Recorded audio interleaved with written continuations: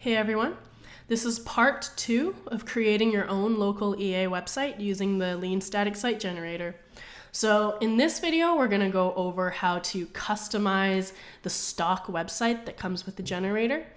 So let's just dive right into it. So if you go back to your main repository of the code that you forked in part 1, it'll be github.com/your username/lean site template. You'll see all of the code here for the website. So what you're going to have to do is change a few of these files so that it works for your particular EA group. All of the changes to the files will be made within GitHub in the browser. It's super easy. You don't have to download anything. You don't have to, open a terminal. So don't be overwhelmed and don't be intimidated. Super easy. So there are 2 main places we're going to have to make changes. The first place is a file called config.toml. Config.toml is the main configuration file for your website. So by configuration, I mean the base URL, the title for your website, what your organization's name is, and your contact email, the navigation bar headers, stuff like that. So that's where we'll be changing that stuff. I'll go over this in a second. The second thing we're going to have to be changing, or the second place you'll be changing things, is in the content folder. So whereas config.toml is your configuration, content is, as you might guess, the written content in your page. So for example, if I went to effectivealtruism.md, this is the written content on that page. And you might notice that all of the files inside the content folder ends with .md. What .md stands for is Markdown. Markdown is a way of formatting text. It's a little bit like HTML, if you're familiar with that, but it's a much more simplified version of HTML. I'll go over Markdown a bit when we change some content files. It's super simple though, so I'll leave a link to a Markdown cheat sheet on this YouTube video, but we'll come back to this in a second. So let's get started actually making changes. So let's make some changes in config. So to make changes on any file on GitHub, if you open a file, there'll be an edit this file button with a little pencil. So you just click it and it'll take you to an in-browser editor right in GitHub. So you can just change stuff here. Super easy. So, okay, the first thing you'll want to change is this base URL. You need to change this, so make sure you do. You basically just want to change this here to your username. So lean site demo for me and whatever your username is. As a side note, after you have your domain name set up, so, whatever your group is, .org, you'll change this base URL to that. But for the time being, this needs to be what it is, or else Travis, how it's deployed will break. So make this change, and let's make some other changes. So here's the title. This title is what shows up on the tab in the browser. So I'm just going to call this a site demo. If you notice the .en, this just signifies that this is English. These sections are important if you want multilingual support. So I'll make another video about supporting different languages later, but if you don't care about that, just don't worry about it. Just leave it as is. So in the next section in general, this is the full title, which is what shows up here. This is the strap line, which shows up here. And in the next section is the group info. You'll definitely want to change that. So I'm just going to put in Vancouver because that's where I am right now. And I'll put in Vancouver as the location. And I'll just put in my rtcharity.org. Okay, so the legal organization name and the org locations will show up in the footer of the website here. And the contact email is what's used on the contact page. So if you'll actually have to set up the contact form a little bit. I'll have another video for that. But basically for the time being, if you fill in this email here, that's the email that when people press send, messages will be forwarded to. So you can just fill that in as you need. Some other sections, navbar. This is the text that will show up on the navigation bar. up here. You probably don't need to change these. You also probably won't need to change the page headers. This section here is important. So these are the banners and the header texts that show up on the main homepage. So doing good, better, for example, you might want to change these. That's up to you. And contact form. Okay, so this one's a little important. This is the Jumbotron section. A Jumbotron is just this big thing here. So say you have a mailing list. So for the first button, the text, let's make it join our mailing list. You can make this whatever you want though. So you just put in your mailing list URL. So a quick thing to note is any links that you put into config, make sure it starts with HTTP or HTTPS. Otherwise, the link won't work because the website will think that you're making a relative link and it won't actually go to this. So just make sure that you have this beginning. Okay, so for the second thing, let's say check out our Facebook group. And then once again, just put in some Facebook link. Okay, cool. So you'll notice that there are a lot of hashtags, or I guess pound signs is the old name for this. What a hash is it basically denotes that it's a comment. So if there's a hash at the beginning of a line, it means that GitHub or Travis won't read that line in the file. So say, so here there's a URL section, right? And it asks for a Facebook URL, a Twitter URL, and a Meetup URL.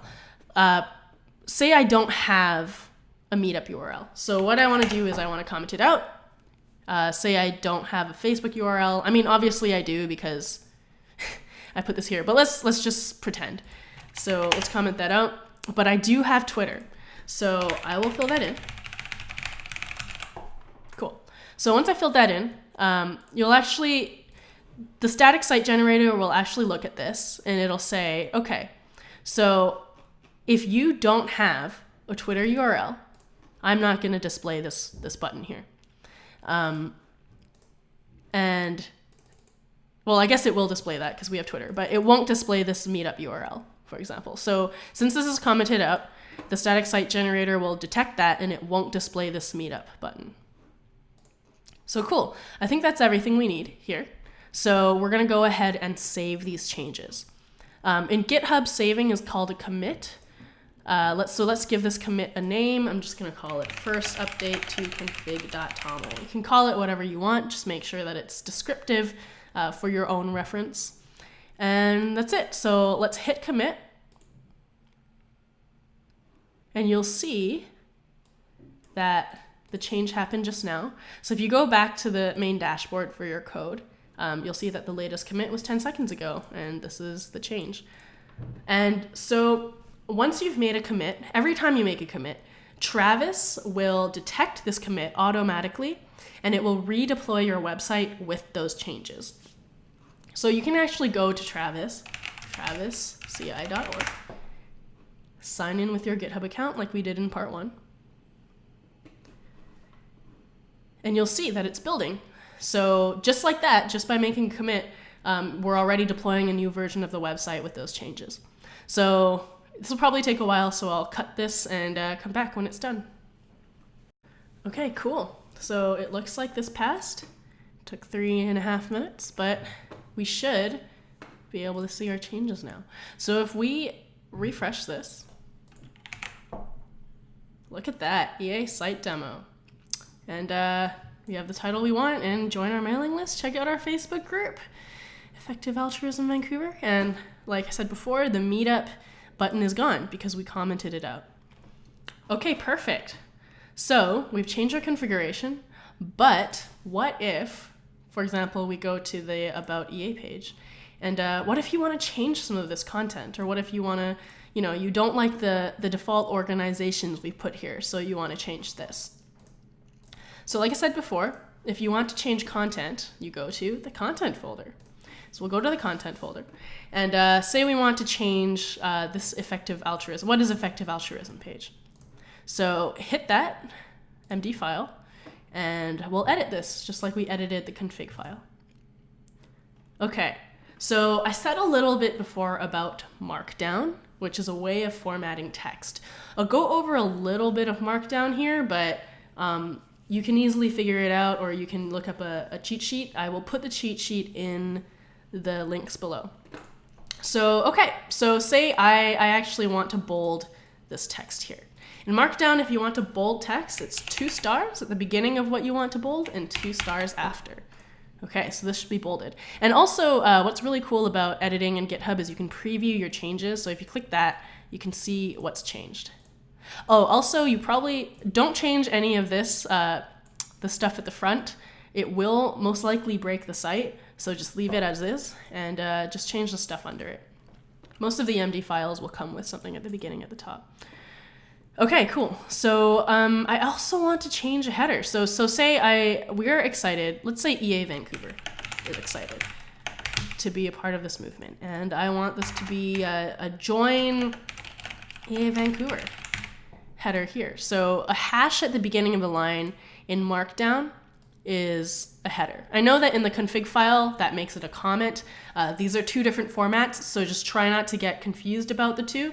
In Markdown, this will make a header. If you want a smaller header, just add more hashes. So if I do 3, then this is a smaller header and so forth. So I kind of like how this looks. I'm gonna leave this and save it. So if we go down, we can commit our changes as usual. I actually like this default commit name, so I'll leave it and just hit commit. Okay, fantastic. So you can actually see the changes in the file already on GitHub. It's been updated just now. And if you go to Travis, you'll see, whoop, it's already trying to build this and deploy the new changes, just like that. So once again, I'll cut this video and come back when it's done. Okay, so it looks like we're done. So if we go back to this and refresh the page, we should have the heading. Okay, so there's a little bit of formatting that we probably have to fix, but as you can see, the bold is there, the header is there, and the extra text is there. In the Markdown, you probably have to add an extra space or something like that. You can play around with it, but the changes are there. Perfect. So if we want to make more content changes, just go to the content folder and make changes to these files as you need to. I will make a note here that you do not need to make changes to index or contact. These are not actually used for content. They just need to exist in this folder so that the pages show up. Don't worry about them.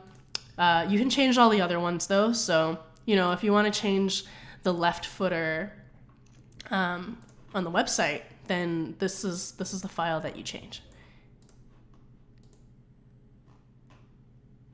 And that's pretty much it for changing content. Actually, there's one quick thing I want to go over. So if you go to the home page, this text here is technically considered content. So you're not going to be changing this text in the config file. You'll be changing this text in the content home page. So this is the text in the first section, second section, and third section of the home page here. So if you want to change this part, you can go to second section text and just change the text here. And if you want to change the headers, then the headers are in config.toml. So hopefully that's clear. You can just play around with it and commit changes, and you'll kind of see the changes take place.